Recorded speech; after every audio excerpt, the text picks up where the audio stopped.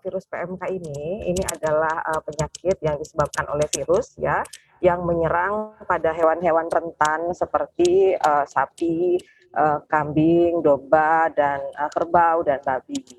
Nah, terkait dengan yang disampaikan bahwa betul Kementerian Pertanian sudah melakukan identifikasi terkait dengan jenis strain virus yang beredar dan memang hasil daripada penelitian atau hasil daripada identifikasi yang dilakukan oleh Pusat Veteriner Farma yang merupakan laboratorium referensi PMK di Indonesia itu adalah serotipe yang sama beredar di Asia Tenggara, yaitu serotipe O dengan MESA IND 2001, dan ini adalah serotipe yang memang secara teknis, secara biologi molekuler itu sudah ada di Genbank dan memang sudah tersebar atau banyak bersirkulasi di negara-negara Asia Tenggara seperti Malaysia, Thailand, dan beberapa negara lainnya di Asia Tenggara.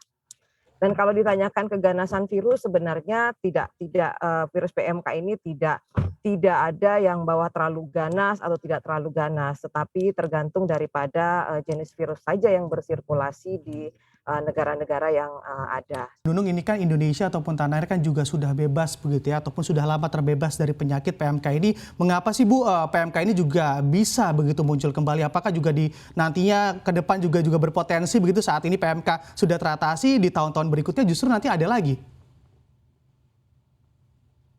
Iya, baik. Terkait dengan pertanyaan tersebut, jadi sebenarnya kita di Kementerian Pertanian itu sedari dulu juga sudah membuat suatu kajian analisa risiko, karena kita adalah negara yang bebas terkait dengan penyakit PMK sejak tahun 1990. Kemudian untuk tetap mempertahankan Indonesia negara bebas, maka kita membuat suatu jalur-jalur resiko masuknya kembali virus PMK di Indonesia. Dan berdasarkan kajian analisa resiko, memang banyak sekali jalur-jalur kemungkinan bisa masuknya kembali virus PMK ke Indonesia. Antara lain misalnya dengan pemasukan produk yang dimasukkan secara ilegal, kemudian pemasukan ternak yang dilakukan secara ilegal, kemudian bisa juga melalui sisa-sisa sampah penerbangan internasional yang mungkin di dalam makanannya itu mengandung tadi virus yang belum lengkap pemasakannya, pemanasannya, kemudian dijadikan swill feeding atau dijadikan pakan ternak dan diberikan kepada hewan rentan. Juga bisa disebabkan oleh kita mengimpor misalnya kotoran-kotoran atau fomite dari negara-negara yang tidak bebas PMK. Jadi maksudnya bukan secara resmi ya, misalnya seperti itu. Nah, inilah yang menyebabkan atau kita sudah mengidentifikasi jalur-jalur tersebut, dan jalur-jalur itulah yang memiliki resiko di mana virus PMK bisa masuk ke Indonesia. Seperti itu. Jadi sudah ada beberapa peta-peta jalur yang kita buat seperti itu. Nah, kalau pertanyaannya adalah apakah nanti kita akan bisa muncul lagi? Ya tentu saja. Kalau yang tadi yang kami sebutkan resiko-resiko tadi itu tidak di-maintain dengan baik gitu.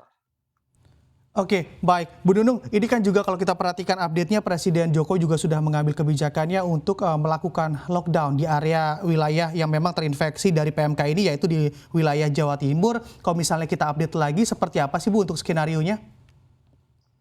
Ya, jadi baik, terima kasih. Jadi setelah Jokowi, Pak Presiden menginstruksikan, maka memang di Kementerian Pertanian sudah ditetapkan wabah. Jadi memang ini adalah mekanisme yang sudah ada di undang-undang dan peraturan pemerintah bahwa jika ditemukan penyakit yang dulu tidak ada di Indonesia atau tidak pernah ditemukan di Indonesia dan jika terkonfirmasi positif, maka Kementerian Pertanian wajib menetapkan suatu wilayah yang tertular itu sebagai daerah wabah. Dan seperti yang sudah kita ketahui bahwa Bapak Menteri Pertanian sudah menetapkan Jawa Timur, kemudian Aceh sebagai daerah wabah. Nah, di dalam peraturan pemerintah dan di dalam undang-undang, maka ketika suatu wilayah itu dinyatakan wabah, maka dilakukan pembatasan lalu lintas. Pembatasan lalu lintas ternak ya, baik itu masuk maupun keluar dari wilayah wabah.